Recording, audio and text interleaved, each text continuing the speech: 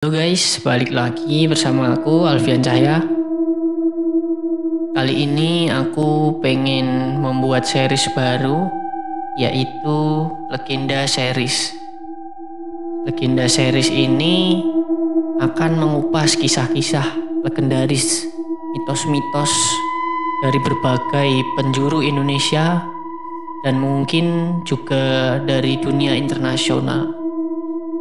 Nah, di episode kali ini kita akan membahas salah satu cerita mistis paling terkenal di tanah air, berasal dari sisi selatan Indonesia, yaitu legenda Nyi Roro Kidul, Sang Ratu Selatan. Siapkan diri Anda untuk menyelami lautan misteri dan cerita yang penuh dengan nuansa mistis ini. Legenda Nyi Roro Kidul adalah salah satu kisah yang telah lama hidup dalam budaya masyarakat Jawa. Nama Nyi Roro Kidul sendiri sering dikaitkan dengan keindahan sekaligus keganasan dari Laut Selatan Indonesia. Nama Nyi Roro Kidul menurut cerita rakyat adalah seorang ratu gaib yang menguasai seluruh wilayah Laut Selatan dan sekitarnya. Banyak yang percaya bahwa ia bukan hanya mitos, melainkan sosok yang nyata untuk menjaga keseimbangan antara dunia manusia dan dunia gaib.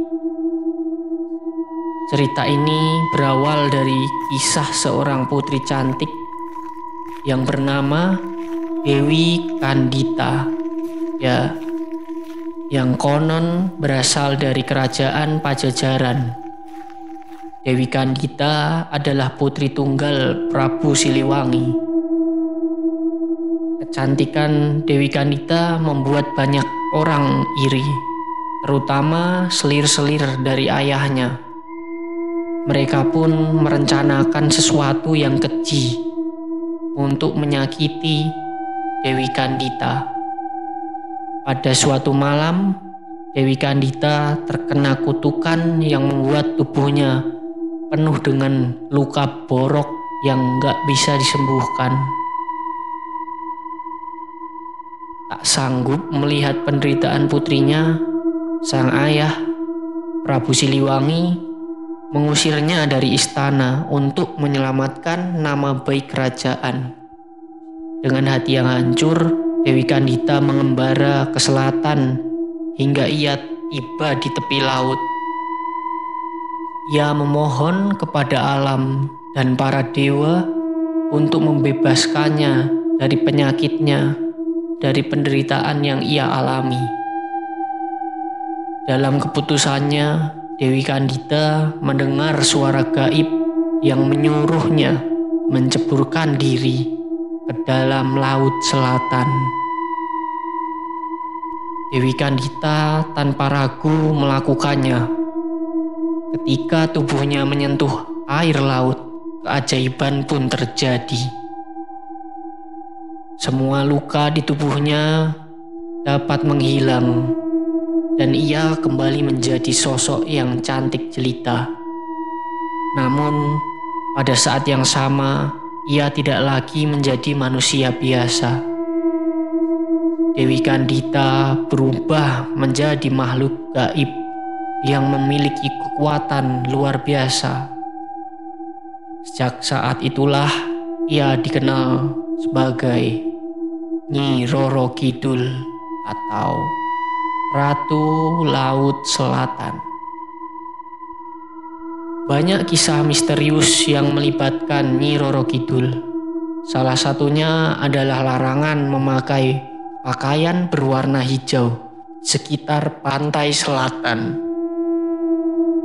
Warna hijau dipercaya sebagai warna kesukaan sang ratu, dan siapapun yang mengenakannya bisa tertarik ke dalam lautan untuk menjadi pengikutnya. Kisah ini begitu fenomenal sehingga menjadi semacam aturan tidak tertulis bagi para pengunjung pantai selatan. Ada pula cerita tentang para nelayan yang hilang secara misterius di Laut Selatan. Mereka yang selamat seringkali mengaku melihat sosok perempuan cantik berbaju hijau dengan rambut panjang yang menjuntai hingga ke lantai lautan. Perempuan itu memanggil mereka dengan suara yang lembut, memikat mereka hingga akhirnya terseret ke dasar lautan. Nyi Roro Kidul juga sering dikaitkan dengan hubungan yang mistis antara Keraton Yogyakarta dan Surakarta dengan Laut Selatan. Konon para raja dari keraton ini memiliki hubungan spiritual dengan Nyi Roro Kidul. Setiap tahun diadakan ritual labuhan di pantai selatan sebagai bentuk penghormatan dan persembahan untuk sang ratu.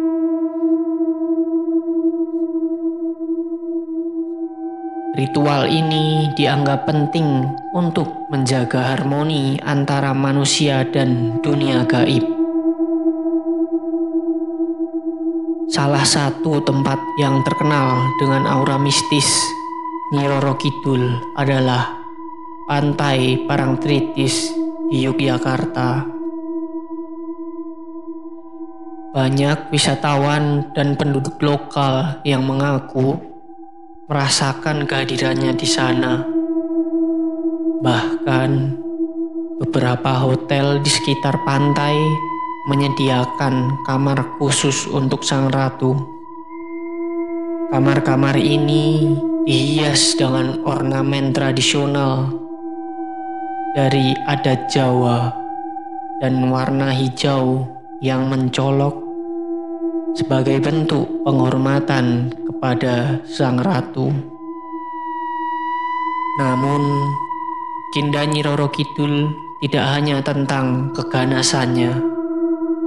Banyak juga yang percaya ia adalah sosok pelindung, terutama bagi mereka yang menghargai adat dan tradisi.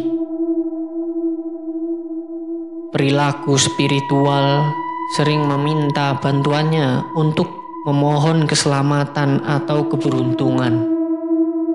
Meskipun bantuan ini tidak pernah diberikan secara cuma-cuma. Nah, ada kisah-kisah lain tentang Nyi Roro Kidul. Mari kita selami beberapa cerita dari masyarakat setempat yang memberikan nuansa berbeda tentang Ratu Nyi Roro Kidul. Di sebuah kecil di Jawa Tengah, seorang perempuan paruh baya bernama Mbok Sri bercerita tentang pengalamannya bertemu dengan sang ratu. Mbok Sri adalah seorang penjual kain batik yang sering berkeliling hingga ke daerah pantai. Suatu malam, saat bulan purnama, ia bermimpi didatangi sosok perempuan yang cantik yang meminta kain batik berwarna hijau. Mbok Sri merasa ini hanya mimpi yang biasa saja. Tapi keesokan harinya, ia menemukan kain batik hijau miliknya hilang tanpa jejak. Penduduk desa pun percaya bahwa itu adalah tanda Nyi Roro Kidul menyukai karyanya. Lain lagi dengan kisah seorang pelancong muda yang menghabiskan malam di pantai Pangandaran. Ia duduk di atas batu besar sambil menikmati suara ombak. Saat malam semakin larut, ia merasa ada seseorang duduk di sampingnya. Dan ketika ia menengok, ia melihat perempuan berbaju hijau dengan wajah yang begitu cantik. Perempuan itu hanya tersenyum dan menunjuk ke arah lautan. Dalam sekejap, sosok itu pun menghilang. Kejadian ini membuat pelancong tersebut kembali ke penginapannya dengan rasa bercampur aduk di dalam hati dan otaknya. Beberapa pelaku spiritual juga membagikan pengalaman mereka ketika mencoba berkomunikasi dengan Nyi Roro Kidul melalui ritual-ritual khusus. Salah satu ritual yang terkenal adalah meditasi di tepi pantai saat malam hari, diiringi dengan pembacaan doa-doa adat Jawa kuno. Banyak yang mengaku merasakan kehadiran energi kuat, namun tidak semua pengalaman ini menyenangkan. Ada yang merasa diterima, tetapi ada pula yang justru malah merasa terancam. Simbolisme Nyi Roro Kidul dalam seni dan budaya.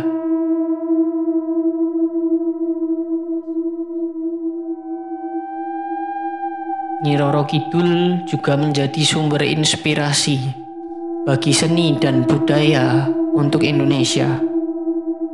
Tarian tradisional seperti Bedaya Ketawang yang dipersembahkan kepada Sang Ratu seringkali dilakukan dalam upacara keraton.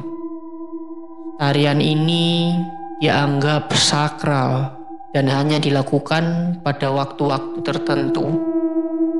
Selain itu, cerita tentang Nyi Roro Kidul juga sering diabadikan dalam lukisan-lukisan karya seniman lokal. Salah satu lukisan terkenal menggambarkan Sang Ratu dengan gaun hijau berkilauan duduk di atas singgasananya yang terbuat dari kerang dan mutiara, dikelilingi oleh ikan-ikan dan makhluk laut lainnya. Oke, demikianlah kisah tentang Nyi Roro Kidul, Sang Ratu Selatan. Apakah Anda percaya dengan keberadaannya, atau mungkin Anda memiliki pengalaman pribadi terkait legenda ini? Saya mau mendengarkan cerita Anda. Anda bisa tulis di kolom komentar. Terima kasih sudah mendengarkan cerita saya. Sampai jumpa di episode berikutnya, di mana kita akan mengupas legenda-legenda dan mitos-mitos lainnya, baik dari Indonesia maupun internasional. Oke, selamat malam dan jangan lupa untuk selalu menghormati alam di sekitar kita. Di mana bumi dipijak, disitulah langit dijunjung. Saya Alfian, terima kasih.